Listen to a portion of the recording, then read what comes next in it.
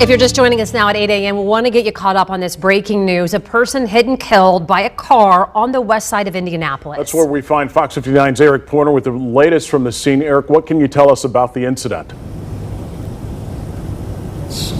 So right now the coroner's office is here and they are getting ready to remove that body. So we're going to avoid that area. We don't want to show you that, but there is still a very active scene here. Lots of investigators here. They're here measuring distances. That's what I saw them doing a moment ago. And just to let you guys know what we were told from police, that this happened when at around 5:40 when a person was walking across the street. They were struck and they died. They were hit and they died. And so I asked officers how many times were they hit, by how many different cars. They said it's still very early in the investigation, but they said that they were more than likely struck and hit more than once. And so when that person was hit, we were told that all of the drivers stayed on scene in that who were involved in that crash where the person died. But after that crash where the person died, there were multiple other crashes that happened afterwards. And in those multiple crashes that happened afterwards, we were told that at least one person fled the scene in those after